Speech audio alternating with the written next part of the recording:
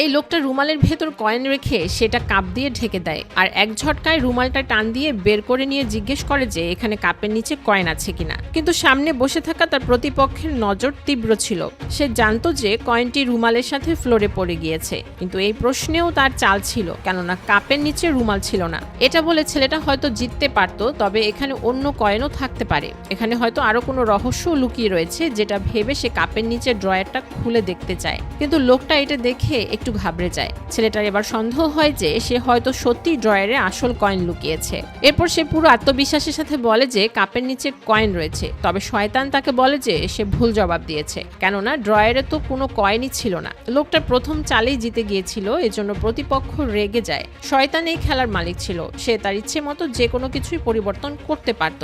তখনই হঠাৎ রুমের ভেতর একটা আলো এসে পড়ে আর ঠান্ডা পড়তে শুরু করে, কেননা অল্প তাপমাত্রায় মানুষের মস্তিষ্ক বেশি কাজ করতে পারে না। আর এজন্য সঠিক সিদ্ধান্ত নেওয়া দুজন খেলোয়াড়ের জন্য কঠিন হয়ে পড়ে। এবার লোকটার জবাব দেবার পালা ছিল। ছেলেটা লোকটাকে জিজ্ঞেস করে যে এই ঘরের 1 কিলোমিটারের মধ্যে 4টারও বেশি সুপার মার্কেট রয়েছে কিনা। লোকটা জানতো যে এই ঘরের আশেপাশে 6টা সুপার মার্কেট রয়েছে, কেননা এই ঘরটা ছিল তার বন্ধুর। লোকটা কিছুক্ষণ ভাবার পর হ্যাঁ সূচক জবাব দেয়, কিন্তু শয়তান বলে এই জবাবটাও ভুল। লোকটার ভালো করে মনে আছে যে এখানে 6টি সুপার মার্কেট রয়েছে, তাহলে তার জবাব কিভাবে ভুল হয়। তো শয়তান একদম নিরপেক্ষ ছিল, সে ভুল হবার কারণটা পর্যন্ত বলে না।